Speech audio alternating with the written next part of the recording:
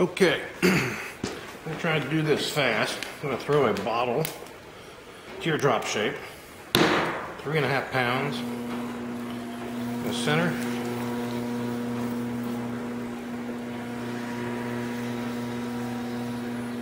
The clay, I like this clay to be a bit stiffer than it is right now, but this will do. You'll do less torching the stiffer the clay is.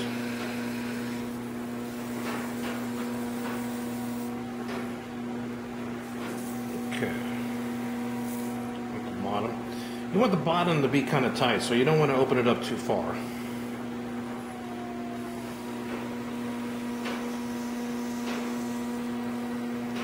Remember your lines. The point of your elbow through your wrist, the point of contact to the center of the clay needs to be a straight line. That's your strongest position. Remember to keep that elbow sandwiched in here between your thigh and your gut. Notice I'm scooping under the clay.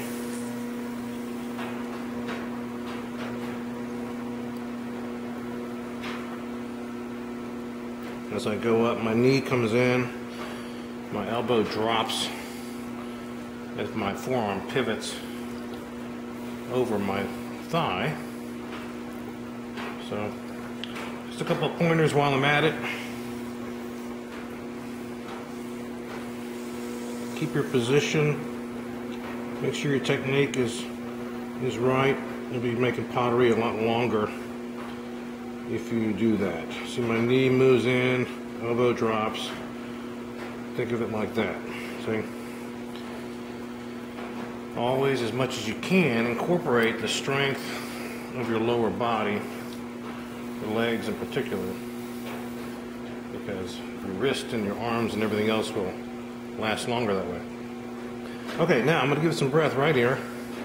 But notice, this is the position I'm going to be in when I'm trying to give it a pull. I'm going to scoop down into the clay. I'm lifting, but here, because I'm not pulling, I'm spreading because I'm trying to give it some breath now. Very important, keep your points of contact minimal so that you do not overstress or twist the clay. Tiny little fingertip there, tiny fingertip there. All that's moving the clay. If you make a mistake, no big deal. Alright. Add a little water. To do this cleanly, you really want to keep that outside dry while you add water on the inside. Don't let any streaks of drips come down. Drip the clay, drip the water, let the spinning action spread it evenly. And by the way, make sure your water bucket is right off of your right knee. I watched some potters work, and the water bowl is across the wheel, and it's just not necessary. The water needs to be right there. Okay, so I've given it the breath. I worked the bottom half of this form, and essentially it's done. The bottom, the body of the form is finished. So I get the excess clay off my hands.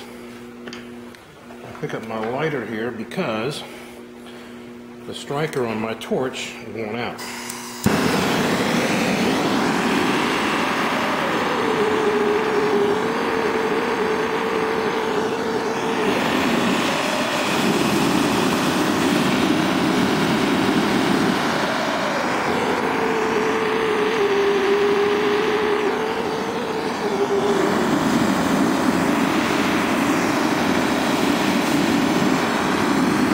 Okay, I think my torch is wearing out.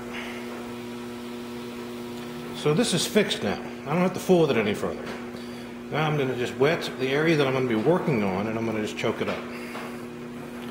Watch how I cut my hand here. Add just that much water. Remember, water is a tool.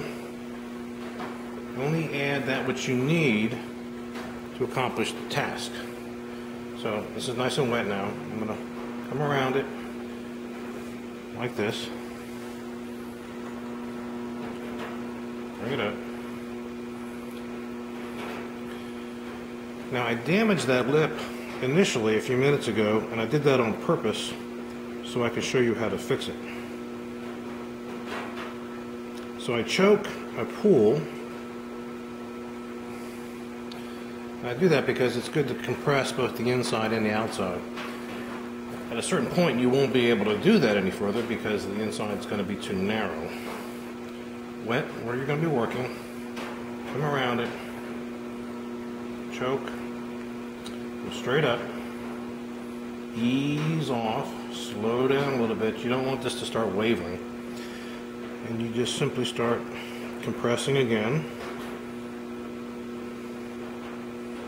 Fingertip to fingertip. Now, that little bump on the top, I'm going to go ahead and take that off now.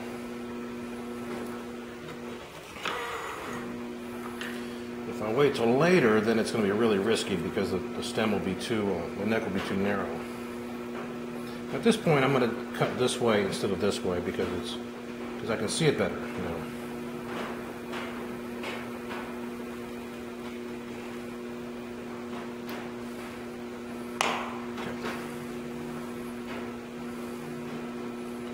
Okay, I really didn't do that on purpose, but anyway, glad it happened.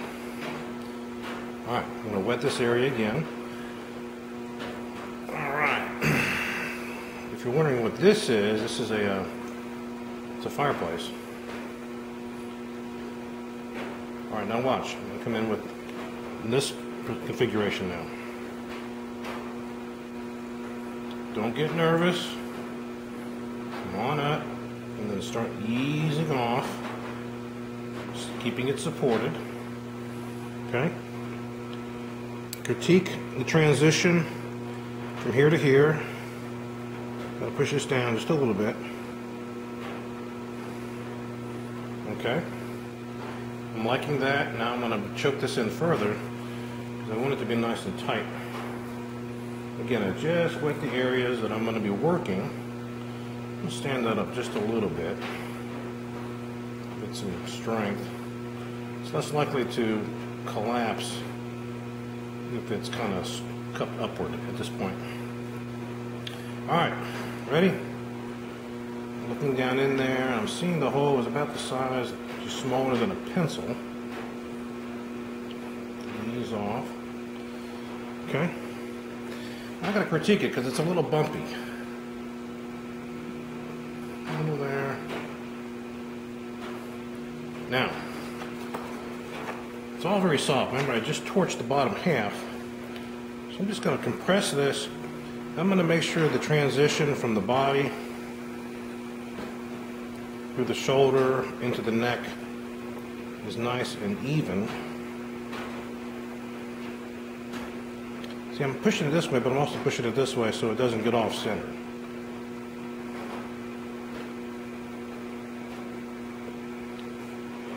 Remember, at every point, every part of the process, you're going to be decreasing pressure about 7 to 9% at each stage of the ball game. Okay, I'm liking this. I'm going to critique this. I want the nice big arc of the diver layout of the lip. I want that. That's essentially how it's done. Now before I do the final touch-up work on the lip, I will torch it again.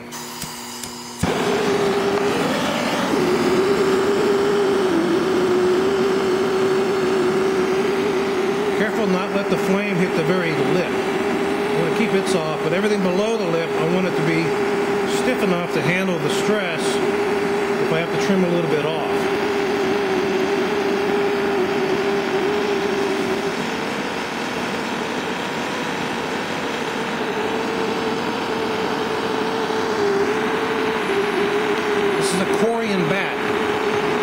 Heat pretty well, although it is starting to get some surface cracks.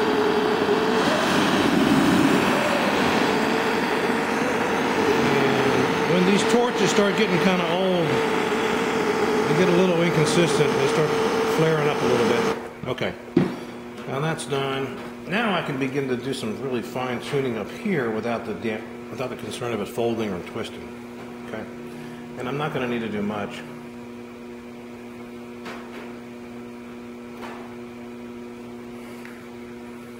Maybe enough.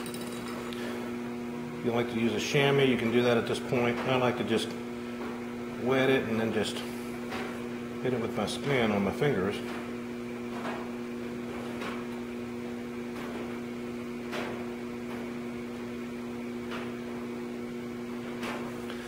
And then, while not necessary, this one's got a pretty tight bottom. I know it's a little thick down there. I'm going to take a little bit of that off. Just because to narrow the bottom, this is not a functional piece. This is a beautiful piece that's just going to sit on the shelf somewhere and look nice. So I'm not really worried about it having a nice wide bottom. Of course, there's an infinite number of possibilities that you can bring this to just in where how the foot is resolved. And I'm going to do this very simply.